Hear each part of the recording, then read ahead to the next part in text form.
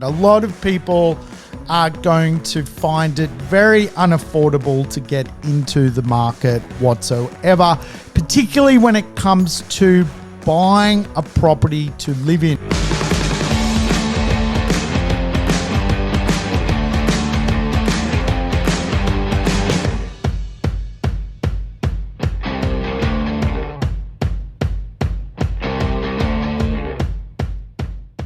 Welcome to the Urban Property Investor. I'm your host, Sam Saggers, here to help you crack the code of real estate wealth. Today's show, a code cracker, and I tell you what, I am doing this while the Gospodar is in full flight. I need to do this because I've got other things on today. I want to crack out a cracking episode, and I can't understand why this man decides to whippersnipper a whole lawn. Why not use a lawnmower and get it done in a faster rate of time? I can never work it out.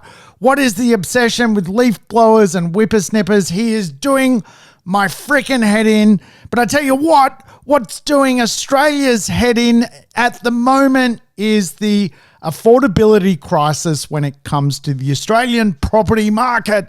We are today the second most unaffordable place in planet Earth to buy a property. So what does it actually mean for the property market?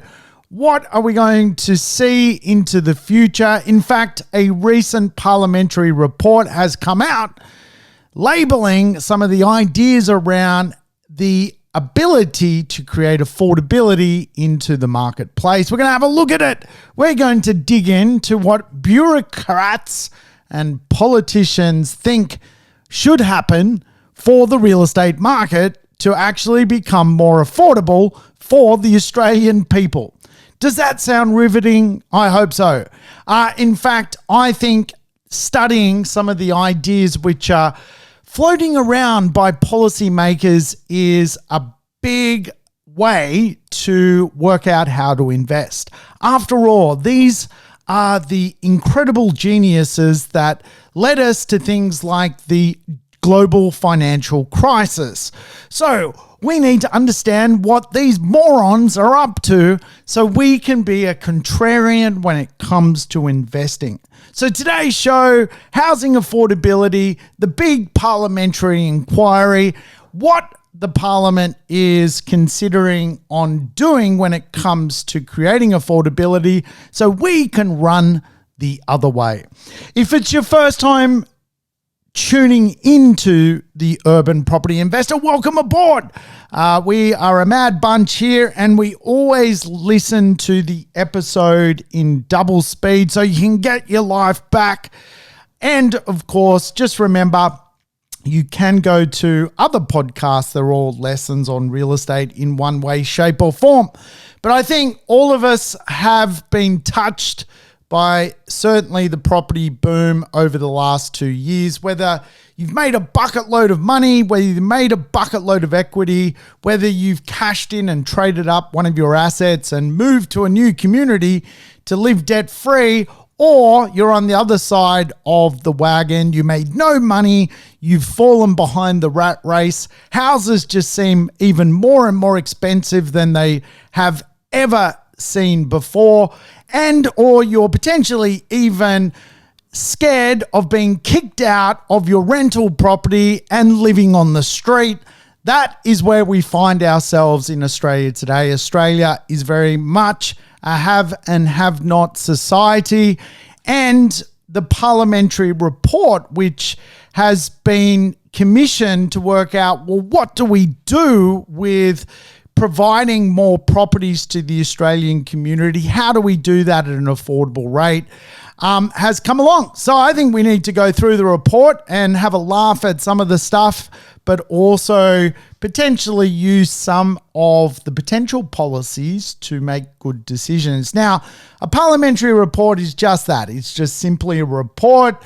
It is given to members of parliament, and then they can potentially lobby some ideas, perhaps turn some things into government policy. However, I think it's fair to say that off the back of the recent inflation of real estate, that a lot of people are now out in the cold. That's the truth of the Australian property market. A lot of people are going to find it very unaffordable to get into the market whatsoever, particularly when it comes to buying a property to live in. Of course, when you buy a property to live in, you can't take into consideration rental returns. You may have some dependents like kids. And of course, the great hunt for an affordable property to live in has sent people all over Australia. We've seen the regional communities expand handsomely off the back of people hunting affordable properties. And I always say this, the greatest demand gap or supply gap in the marketplace is something affordable and livable. Once you find those suburbs, and I constantly are looking for these suburbs, you find gold, because the opportunity for people to buy something at an affordable price point but live in a highly livable area is what all Australians really want. And of course, a lot of Aussies have fled to weirdo Gopnik villages and run into problems immediately. I know of stories in the Gold Coast of people coming from Sydney to live in the Gold Coast, and they've chosen the worst places to possibly live inside the Gold Coast. They're getting bitten by midgies. I've seen people move to northern New South Wales and have gut-wrenching results of literally buying a home and next minute it's underwater and hit by floods. I've seen the same with people moving to places like Port Macquarie. Everyone is trying to find this thing called affordability yet livability. And it is a very, very hard thing to do, particularly off the back of recent price increases. So where does that leave the average Australian person just wanting to have a family, settle down, and live the great Australian dream? Is the great Australian dream actually running out? And are people being pushed into the wrong asset classes, the wrong locations, just to deal with this thing called affordability? Well, I think we know the answer. The answer, of course, is yes. Many people are buying the wrong properties, the wrong assets in the wrong locations to fill the void of things being unaffordable. And I think this all comes back to the idea of the best thing most people can do today is buy better assets by being a property investor. The fact that you can consider your rental returns as a property investor absolutely allows you to buy a better property than quite often a homeowner. And that may mean you rent a lifestyle for a period of time, but the way to become wealthy out of real estate is to control the best assets into the marketplace. But I tell you what, let's go through the 16 recommendations by the parliamentary inquiry as to create affordability in Australia. Let's do it. Let's see what the geniuses have to offer. First recommendation is to accelerate density. And again, density done right is a good outcome. But in Australia, density done wrong, which is more common, hasn't worked out to be a great outcome. And it is fair to say Australian cities are actually not dense whatsoever. We sometimes think they're dense, but go to Tokyo, go to Shanghai. I mean, if you ever get the experience in your life to go to perhaps say Tokyo, go up to one of the high floor buildings that are in the city, perhaps one of the high floor hotels, and just gaze out to Mount Fuji and look at just how much density there is. Our urban land masses are not dense by world standards. Tokyo, Shanghai, London, New York. So of course our real estate is going to be expensive because we typically live in bigger properties here in Australia. And of course, I don't think we've seen anything yet. So one of the initiatives by the parliamentary report is to encourage density, right? To encourage more stock to come to market, to infill areas which have not enough stock in them. In other words, perhaps they're fixed locations right now. Let's unfix them. Let's put more stock into them to provide more real estate to the market. So the first recommendation is to create more supply, right? And of course, supply in itself is a very, very difficult thing to quite often provide because supply comes at a cost. Supply is not cheap. To build new things is not a cheap exercise. So where the report refines the conversation, it recommends that the Australian government or taxpayers, if you like, provide more incentives to state governments or local governments to encourage basically better planning and better administration policies. So what it's basically saying is if the federal government forks out and more or less pays for the state government to do their thing, we will see off the back of that more stock being created because more policies will unfold when it comes to density.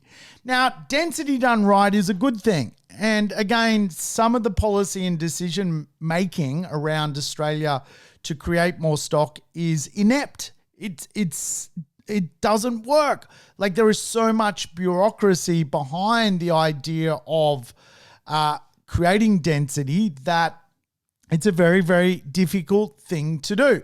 So do I think this policy is going to work? No, I think this policy or recommendation is going to fail. However, understanding that we can be a contrarian off the back of the information that government basically wants to create more stock, it's pretty simple. We know what to do. Let's buy the best stock, the flight to quality.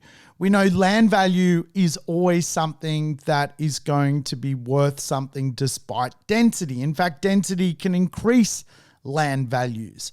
And if we are going to enter into the apartment space, knowing that the recommendation is to take a city like Sydney and turn it into Tokyo, then we want the best architectural properties in the marketplace. We want the best boutique properties to beat density in the marketplace. We want the best locations. We want the best dwelling type and the best land type. It's as simple as that. So first recommendation, obviously, if you provide more stock, it's a given that generally extra stock impacts the real estate market. And I'll come back and do some conversations around how supply and demand actually works in Australia. The next recommendation, if you like, is that the Australian government actually step in and do far more work when it comes to infrastructure spending. So again, what typically can happen for state governments is migration is really a federal government dynamic. Federal government sets the policy of migration, and the state governments are quite often left carrying the bag of not having infrastructure that actually keeps up with the population footprint. So the recommendation is that the Australian government foot the bill, taxpayers pay up. We want more infrastructure. If we can get more infrastructure, we can get the density right. So the first recommendation is to create density. The second recommendation is if you are going to create density, make sure you've got world-class infrastructure. So here's the challenge, folks. Like, can you guys go to your local, train station in your city, your central station, and go get on a fast train today and zoom out to your area where you live? The answer is no. Here's what you can do in Shanghai. You can live 50 kilometers from the central business district in Shanghai. you can get a fast train and within 7 minutes travel 50 kilometers. So, of course, mobility and infrastructure lead to the ability for people to find affordability. However, you need incredible infrastructure today to deliver that. And again, unless Australia really wants to spend up big, I don't see this policy, albeit a great recommendation, working. Because again, if you want people to go and live 100 kilometers from Sydney and perhaps build a house or, buy an established property for $500,000-$600,000, then you're going to have to provide infrastructure that works, not just infrastructure. And again, some of these kind of fast rail ideas are great, but we never seem to do them because of the bill and because of the daily use. To pay for those projects, the train ticket has to be very, very expensive. And really where some of the other modern economies around the world have things like fast train in Tokyo. I mean, you can live in Kyoto and work in Tokyo. It's not out of the realm of possibility. It's an hour and a half or whatever it is on the fast train, but you are literally traveling 600 kilometers an hour. Again, in Shanghai, you can live near the airport, which is 50 kilometers from the city center, and within 6 or 7 minutes, you're literally in the middle of the city. Now, think about the urban edge areas you know of. Perhaps you're from Brisbane and you're thinking, well, where's the urban edge of Brisbane? It could be out past Ipswich towards Toowoomba. How long does it take to get from Toowoomba to Brisbane? Imagine you could do that in 15 minutes. Well, that's the infrastructure you need to create affordability, right? That's the infrastructure you need. Perhaps you're listening, I don't know, from Melbourne, and pockets of Melbourne. I know Melbourne is thinking about trying to do something quite fast, if you like, from Geelong to Melbourne proper. And it's not a fast rail, but it's kind of like a medium express system. Again, if you want people to do density or distance, and when we talk about density, we're not only talking about infill density, we're talking about urban edge density. If you want people to do distance, then you've got to provide them infrastructure. And the problem, of course, is how to go about providing that infrastructure. Around the world, people have dealt with this problem. In Australia, we have not dealt with this issue. What we've done in Australia is support the road system and support the airline system. And both systems are fundamentally under a lot of pressure to move Australians around. Yes, the work from home, the Zoom boom has helped certainly spread people about, but if anything, it has also created an affordability issue in some areas which were perhaps off the radar. And so when it comes to what happens next, we got a big conversation. Now, I'm going to pull out my book that I wrote in 2016. I think I wrote this book. It's called The Future of Property Investing in Australia. I'm going to go to page, from memory, I think page 119. Tell me that's the right page. No, it is not the right page. Isn't that helpful to a podcast? Here we go. Page 139. Now, when this book was written, Sydney had 202 suburbs. So this book goes back to 2016-17. I think I wrote it in 16, but it kind of got published in 17. In 2017, Sydney had 202 suburbs, 20 of which were priced below $500,000. So today, there are 0 suburbs priced under $500,000. Adelaide has 91 suburbs, of which 29 were priced below $500,000, equaling 30% of the market. It would be interesting to know how many suburbs in Adelaide today are under $500,000. Melbourne, 237 suburbs back then. Here's the book for those people watching. 53 suburbs were priced below $500,000, equating to 22% of the property market. I don't think I can find a property in Melbourne under $500,000 in the housing market. I don't think it's possible. It's probably diminished from 22% to, 10% or something, 5%. Brisbane, 173 suburbs. It actually was the most affordable market back then. And one of the reasons, certainly I've been working in helping people acquire assets in Brisbane for so long is that it has been one of the affordability marketplaces to buy something and get yourself a bit of a bargain. So 173 suburbs, 73 of the 173 suburbs priced below 500,000, equating to 42% of the market in 2016-17. Today, I don't think you could find much in Brisbane sub $500,000 unless you travel a large distance from the main infrastructure and efficiency of the city. So what people are being asked to do is to go to areas where there is no infrastructure. And of course, this is the recommendation for the parliament, for the government, for the powers that be to get on with providing some world-class infrastructure if you want density done right. Density swap for infrastructure. That is basically what the conversation is. Let's do the clean spot.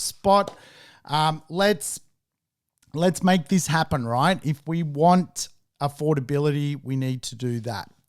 So the third recommendation was basically do first homeowner grants all the time. Like grant the shit out of this thing, right? Give millennials, give Gen Y, give Gen Z money, basically make it virtually easy to just go and get a home loan. And again, I think off the back of what we have seen with the building boost recently, with the federal government home builder boost, just how many people do not have money in Australia because so many people went, wow, all of a sudden I can, with these grants, get $50,000, $60,000 worth of help. I'm going to buy a house. And of course, what that has done, the adverse effect of that is it absorbed land, it's pushed land prices up, and builders are run off the charts at the moment with work. And of course, it's pushed build prices up as well. So the adverse effect of all these grants is the amount of people that fundamentally jump into the housing market. However, if a lot of people jump into the housing market, there is potentially less people being renters. And of course, this does provide affordability of rents. And again, the recommendation, if you like, is to just grant the living hell out of this thing because people do not have the ability to save a deposit. To save a deposit is like a 10-year exercise.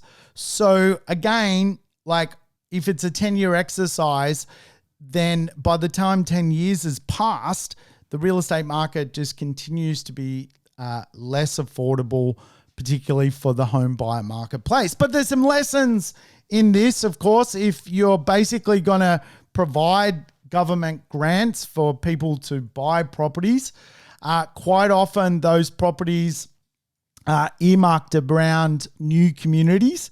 So if you are going to buy in a new community, you need to understand that everyone is starting a mortgage. There is basically high levels of debt. So the lesson here in real estate is there are old money markets and new money markets. Old money markets, of course, are markets where there has been real estate there for many, many moons, perhaps 100 years, 150 years, 50 years. Like that is long enough for the market to extinguish debt. So what you find in established neighborhoods is a mixture of new loans, debt-free properties, and properties whereby the occupants are paying off the mortgage. What you find in newer communities is newer communities. Basically, everyone is starting a mortgage on the same day. Now, the caveat, obviously, as a property investor, because property investors are also getting the affordability squeeze. They are also being chased out of town, if you like. The caveat, if you are going to a new vibrant community, is do it well. Density done right makes people money.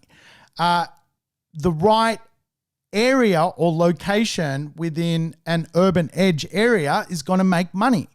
The wrong location, though, can set you back for a very, very long time. This is where you need to get niche. You need to get very granular. You need to understand the right side of the track and the wrong side of the track when it comes to the idea of new money marketplaces. And of course, if you go around any city, all cities have new money suburbs where new housing is being created. Are they all bad? No.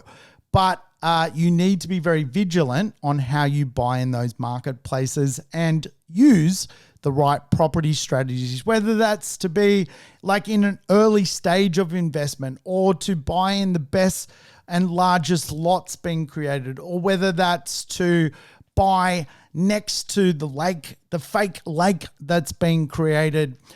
Whatever that means is you've got to use the same principles. Best location, best land, and best design equals growth in those marketplaces. But we're going to know there's going to be a lot more first home buyers if this policy was to take place. And obviously it's, again, federal government just give the state governments a shitload of money and print the money if you have to, right? Print it, get it into the economy. This is what the policy conversation is. Just get it moving and you will obviously provide more housing. More housing equals a affordability dynamic.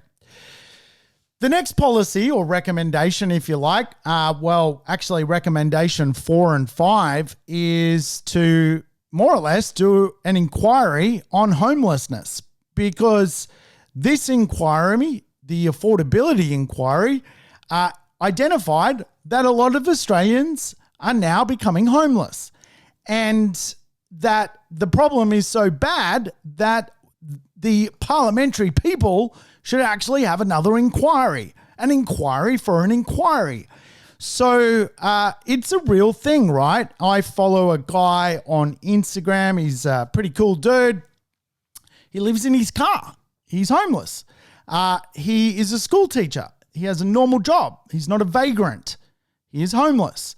I met some Gopniks yesterday that have a Gopnik dog like my Gopnik dog, Raffy the Gopnik dog. And they were down at Collaroy sleeping in their car. They were rather vagrant. They had no teeth.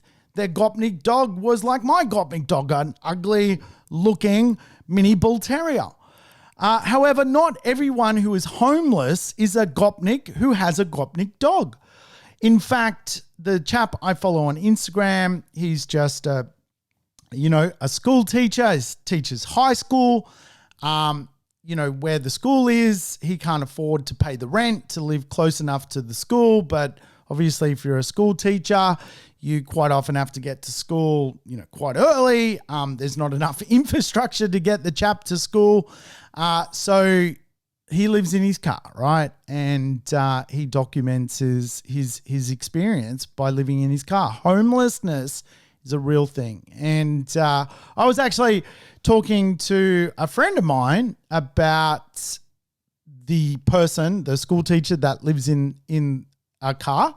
And quite often, like, my friends will talk to me about wealth, and they're very standoffish because they know I know a lot about creating wealth. And I think, they kind of don't want me to tell them what to do, but they pry me for questions sometimes. And, you know, this friend of mine was talking to me about like the idea that, you know, she's now almost 40. She's not married. She doesn't have any assets, and she's starting to get worried. And I was talking about her unrelatedly about the chap that lives in his car, and I could see the fear in her eyes, because what is happening right now, we have a rental crisis. Like, rents are going to skyrocket in Australia because stock is not being created quickly enough. And of course, this is also equally a big affordability problem for the marketplace. Is for the next couple of years, rents are going to be very, very expensive. And for someone on medium level wage, they can't necessarily keep up with where they go to work. Like, where they go to work and the social status of where that work is does not relate to what they do. They work in the services industry.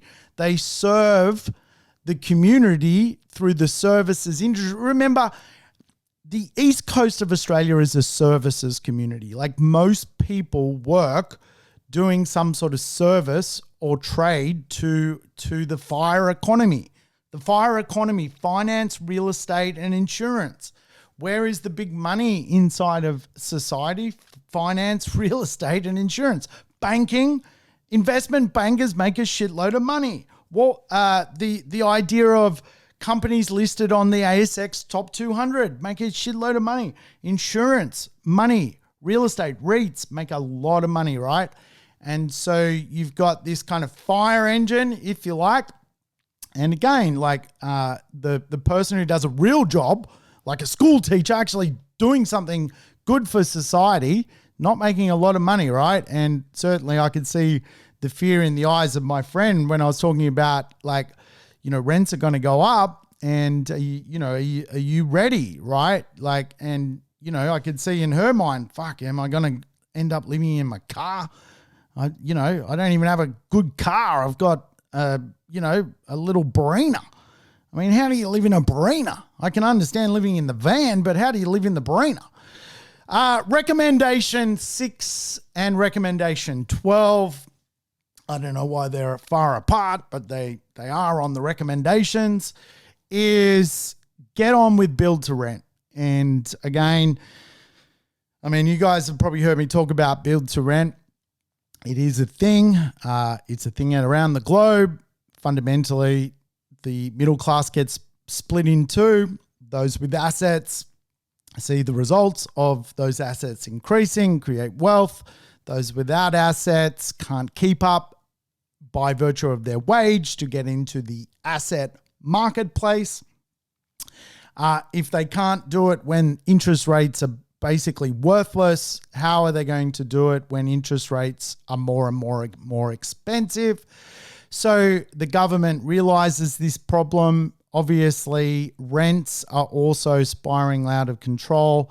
So the committee recommends the Australian government should really crack on and facilitate more benefits for the private sector, the fire economy, to deliver discounted rents to the market through affordable housing through what is known as build to rent.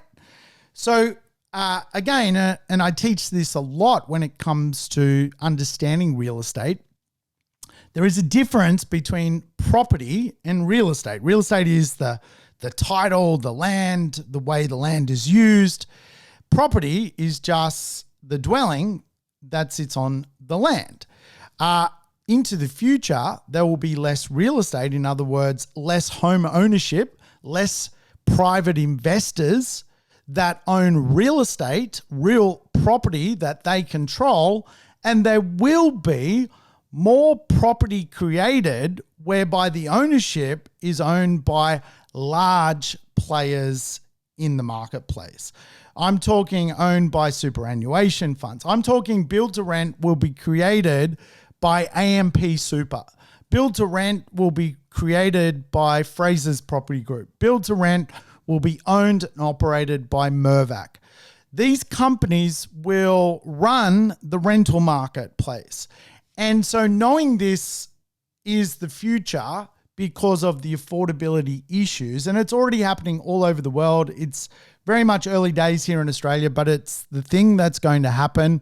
Sovereign pension funds are funding build to rent. They don't need a 10% return on their money because these are funds where there is no debt. The Singaporean pension fund is a big fund investing in build to rent in Australia today. They need a 3-4% return, which you can get from residential property. So they're all cool. But what you are seeing is the type of properties being produced, almost like little bedsits and studios. And, if anything, really, you are now seeing almost like this encouragement of this. Like, this is what it's come to. Let's just give someone some co-living opportunities to be able to afford to live inside of our cities. And I always explain it, think about it, right? You've got the investment banker. He goes to the office or whatever in the CBD. He needs some lunch. He goes down and sees the sandwich hand. The sandwich hand makes the lunch. They're both going to the same place, though, at the same point of time on the same day. They are either coming from two different worlds, these people, but intersecting, right? The reality is the investment banker or whatever probably lives 5 Ks from the city in a $6 million house. All power to him. I'm not bagging the investment banker. Great move. You've done well. You studied hard. You got a degree. You're a champion. The sandwich hand may be traveling 65 kilometers to get to the sandwich store, or they're going to live in a co-living arrangement because it's either that or you live in your Barina. And again, this is where this has got to, right? For so many people. So many people are now going through what we would refer to in real estate economics as displacement. They're being displaced, right? And you think about, obviously, you don't sort of see it on TV like a mass thing.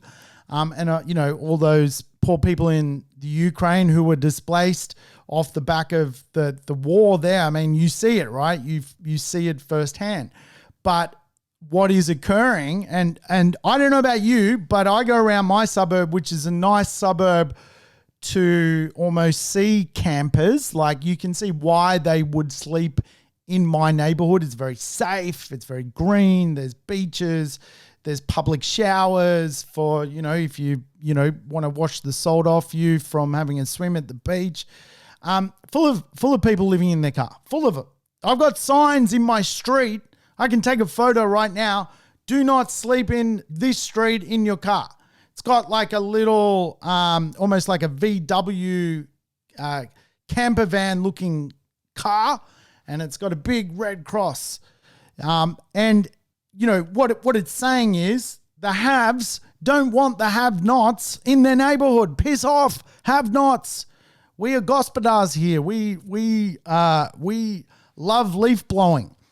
And so this is real, guys. Like, this is real. And again, if that shouldn't encourage you to get on with building wealth, then I don't know what will, because if you're not, you're just falling behind the 8 ball. And, maybe take what I'm saying. I know I probably sound like a bit of a crazy person right now, but take what I'm saying seriously. Like, plan out your wealth, set your goals, set those realistic results you can achieve, some objectives, refinance your property, start to think about how to create a side hustle. All of this is incredibly important because the affordability challenges ain't going anywhere, right? Which leads us to the 7th part of the committee's recommendation, which is basically first home buyers should be allowed to burn their super into housing. Yes, you've heard it. The recommendation is that first home buyers should be allowed to use their superannuation as leverage to get into the real estate marketplace. So you can see what's going on here, right? They're like, well, you've got to increase density. You've got to get more people buying first homes. You've got to push up the numbers here. And I don't know, if this policy will be enacted. No one knows if these policies will be enacted. But fundamentally, what you could see is the ability for private sector, the public sector to work and just almost gift getting first home buyers into the marketplace. So what the recommendation fundamentally is saying is banks should look at a first home buyer's superannuation balance and basically set it up so that they don't need a deposit. The bank lends 100%, but takes basically a fixed and floating charge over their superannuation.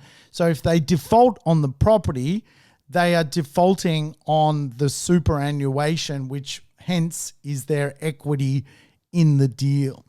So that's what it's come to, because people can't save enough money to buy a property. And the savings rate, though, of recent times being higher than ever because of COVID and lockdowns and people putting more money in their back pocket and not going out and spending on holidays and, clothing and so forth. Very short term, very transitory kind of concept. Long term, though, the idea of going, well, what do people have? They don't have anything. They've got super, though. Let's use their super to get them into a house. That will create affordability. Obviously, it's going to be a political football with that one. Like, I can't see that one going places, but maybe I'm wrong. The fact that you're putting up your super, your retirement, you're betting your retirement to live somewhere, an interesting concept. Obviously, it would just be proportioned to the LVR. So an interesting one. I don't know. That's the recommendation. I'll let you guys have a ponder on that one. The next recommendation is to leave negative gearing alone. Wow. What a recommendation.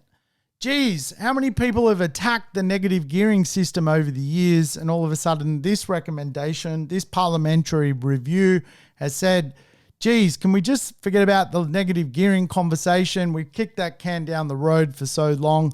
Let's leave it alone. The committee believes there are benefits in the policy of negative gearing. It creates, in their view, lower rents, higher housing supply, diversity of ownership, and efficiency of the tax system, which outweighs the nominal impact it has on the price of real estate. Wow. I don't know. I certainly love negative gearing. I love the idea that I get depreciation and cash flow and that for taking the risk, the financial risk of buying real estate and putting someone in a property to accommodate the crisis of lack of housing, I get rewarded from that. And the fact that the community is saying, well, look, you take the risk, you get the reward. I'm cool with that one. I like that one. I think a lot of people would argue that the mathematical equation of being an investor actually gives you more buying power than a home buyer. And if anything, that mathematical equation means that investors can outbuy a first home buyer. That is the counter argument.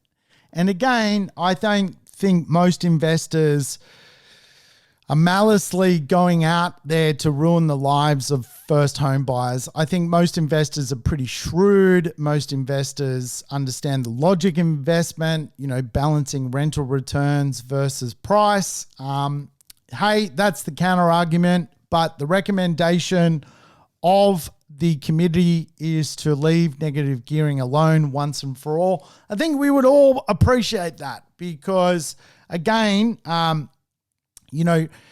for many multiple portfolio owners, like if you remove that, you're going to remove a lot of landlords from the marketplace. And again, the financial risk needs to be worth it to get into the property market. You can't just base a property market on capital growth. And that is really some of the policy that has been created. Like, you need cash flow. And again, if you want affordability, then the cash flow needs to be incredibly worth it. And yes, real estate can provide good rents. And of course, those tax deductions also increase your cash flow. So from a cash flow proposition, it has to be worth it. And of course, negative gearing allows that, right? The next recommendations, which is really recommendation 9 and 10, is the Parliamentary Committee recommends that stamp duty be replaced with land tax. There you go. Stamp duty needs to be replaced by land tax. And of course, one of the biggest challenges for anyone buying real estate is land tax. Is stamp duty, right? You've got to come up with a large amount of money to actually even buy a property. You got to get the deposit. Then you probably need some lender's mortgage insurance. Then you probably need some stamp duty. And obviously that is a hindrance to velocity of people buying. And a if there's no velocity of people buying, there's nothing being built, right? And so the idea is to replace stamp duty with land tax. I have a feeling this one may become reality. I think there's, for example, a lot of much older Australians in large family homes, which could free up a lot of capital to come into the marketplace. A lot of money could be moving out of real estate stuck in family homes. But, an 80-year-old doesn't want a $150,000 stamp duty bill to go from their $4 million property to their $2 million property, right?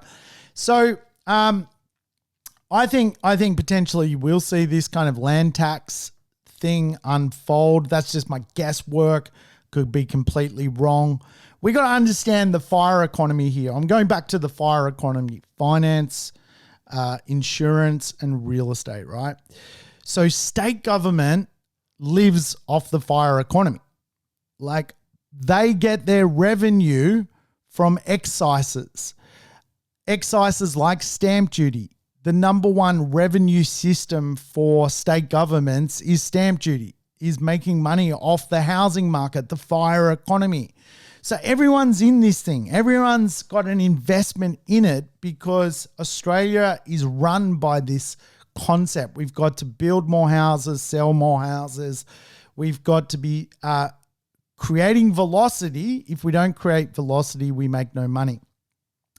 The recommendation kind of said that obviously if you've already paid stamp duty, you shouldn't be lumbered with a land tax bill because you would be double taxed, which is obviously not going to be a popular thing. And obviously they've included that because anyone brave enough to bring that policy into their budget would, get ousted. They would lose their job if you had someone just pay stamp duty on a Monday and then on the Tuesday the rules have changed and they're paying land tax for their assets.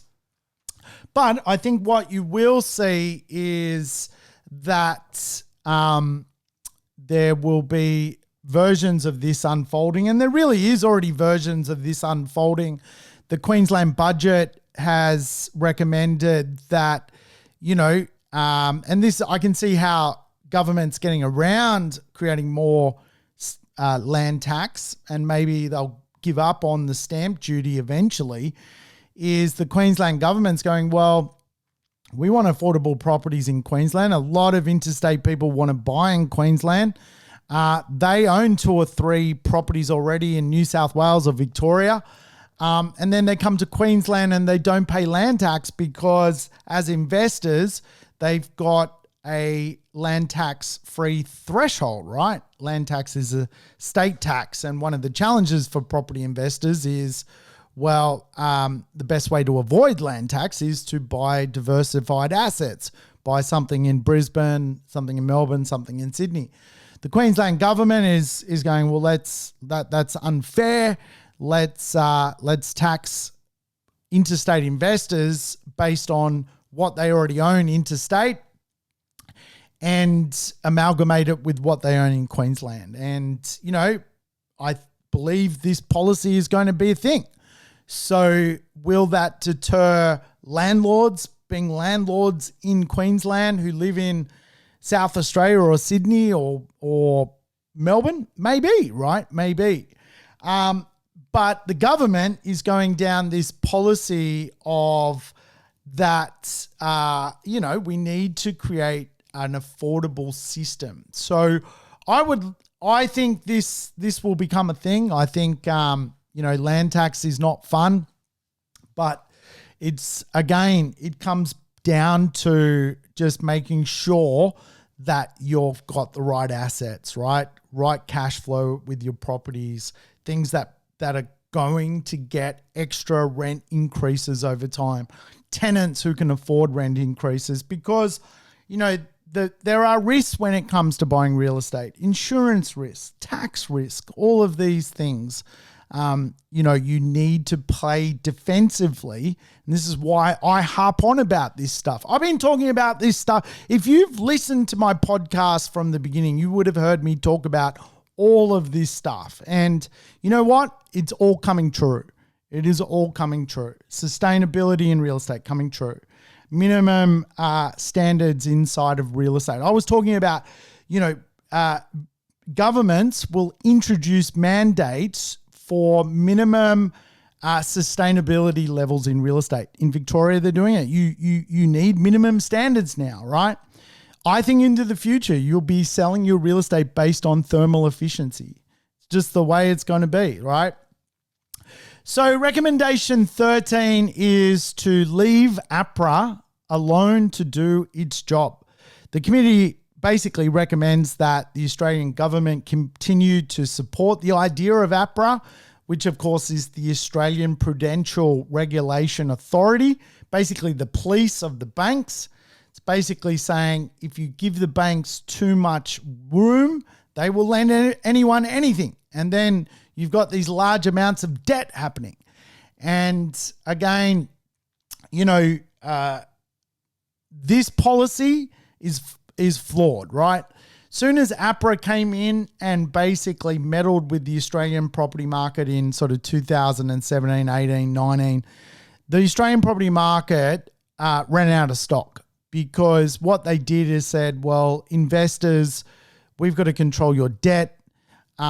So investors found it harder to borrow money. So investors didn't produce real estate for someone to live in. And all it has done years later has pushed rents up. Today, people are living in their vans. They're living in the Barina. Not because they're vagrants, but because they are just making a business decision in their life to go, I would prefer to sleep in my car than waste $500 a week on a bedroom. And I can see why. I would probably, being a younger version of myself, do exactly the same thing. I would live in a youth hostel to save the money to make myself a better life, to become an investor. And I take my hat off to these people. I think they're very brave to do what they're doing. I think they are going places. I think the fact that they are sleeping in their car is going to lead them to financial success, because they know what they're going to know what it takes to make a buck and how to not waste a buck. And we often say that in economics, in real estate investment, it's not how much you make, it's how much you keep. And I can see why they're doing it. So APRA, the recommendation is just is let them control the banks, let them be the overlord. And again, I think some of the policy of APRA being too stringent stops the production of supply. So in one hand, you're saying, well, give me more density. Then you're saying, well, if we give you more density, in return, we've got to give you world-class infrastructure. everyone sees that swap. It says, okay, that's a good swap. If I can travel from the central coast of New South Wales to Sydney in 15 minutes, great swap. Money well spent. But then it's saying is, make sure you don't lend people enough money to actually buy property. And that is where APRA sometimes, I think, needs to cool its heels a bit, right? Like you've got debt, controlling the instrument of debt is flawed in my view, right? Debt is not the solution to affordable properties. Punishing debt just means less properties are created. And I believe in New Zealand, there was a recent reversal of a similar kind of system where the government over there was like, well, this isn't really working. Punishing debt to lower house prices makes no sense because eventually you get higher house prices because of the constraint of supply of stock coming to marketplace. So the next recommendation, if you like, is that monetary policy led by the Reserve Bank should not command the housing marketplace. Basically, the Reserve Bank should not consider the debt levels of Australians and run the monetary marketplace in accordance with what is going on in the marketplace. Inflation, put up rates. Don't take into consideration the housing market. That's basically what this government policy says. And, let's face it, the Reserve Bank of Australia has become an asset manager. It's basically promoted the wealth effect. It's promoted, let's preserve wealth, let's preserve equity. The Australian government has been a promoter of the fire economy. And again, I think one of the challenges with the idea of this recommendation is, that if government or the Reserve Bank just, carves it up and you see interest rates rise by 5% or whatever it is, you're going to get an affordability outcome because people won't be able to afford their mortgage. But equally, this goes in the face of what the other plans are: create density. If monetary policy is going backwards, who's buying the new properties? No one. So some of these recommendations, and this always blows my mind with this kind of, I'd love to get into a room and try and help these people solve this stuff because this is clear policy which sometimes cannibalizes its other recommendations. So in other words, let's face it, I think the Reserve Bank actually is an asset manager for the Australian property market. It's a crazy thing to say, but fundamentally they've become an asset manager. They look after the wealth effect. The idea that they now preserve equity over anything is a real thing, right? It's a real thing. And, will they eventually put up interest rates? Probably even by the time this goes to air, maybe there is an interest rate increase. I don't know. But I certainly don't think they're going to,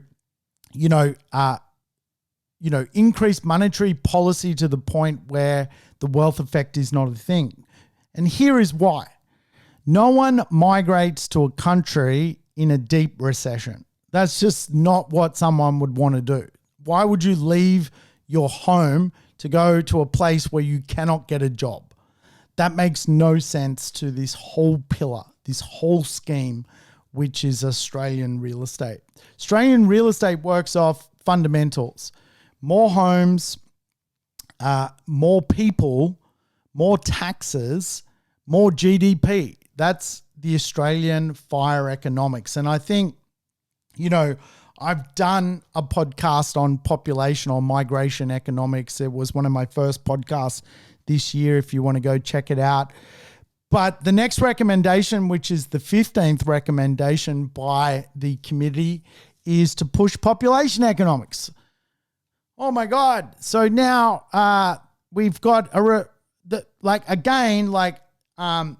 if the Reserve Bank doesn't factor in housing and says, well, who cares what people's debt levels are when we make monetary policy, that makes no sense to population economics. Because again, if you want population economics, you need to have a prosperous economy to encourage people to want to come and join your population. So some of these things go, round and round in circles in my brain, but absolutely the idea of population economics is one of the committee's recommendations.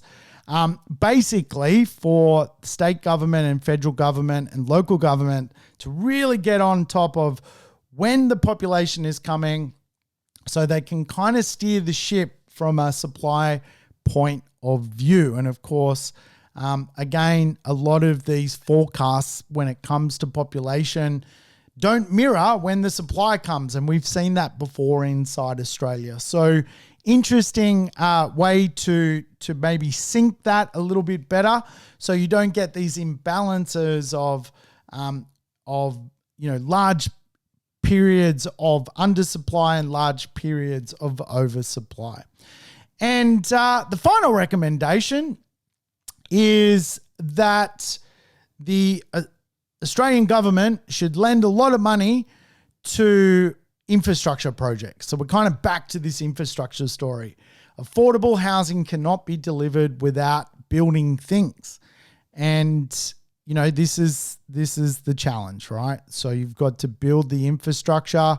Otherwise, you've got communities cut off from jobs. You've got Gopnik villages being created. You've got people moving to flood-ravaged streets to live in them because they can't afford anything else. You've got people moving to areas where climate change is affecting the township. You've got people living in their car, right? So you've got to build things. And really the final recommendation, build the infrastructure that will provide a solution for people to live cost effectively. So there it is, guys. There are the recommendations. There's a lot of pie in that puzzle, isn't there? Population, infrastructure, and jobs. Quite often a lot of what we talk about in real estate comes back to the pie plan.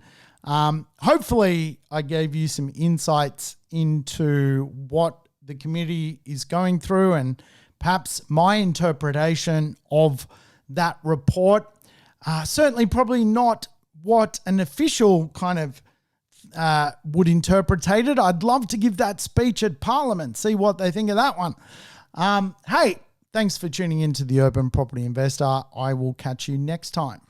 Thanks for tuning in to the Urban Property Investor. To never miss an episode, make sure you subscribe to the podcast on your favorite app or on YouTube. And I would love it if you could give the show a rating and share it with your friends and family. In between episodes, you can always keep in touch with me by connecting on social media over Facebook, Instagram, or LinkedIn. Until we meet again on the next episode of the Urban Property Investor, take care and bye for now.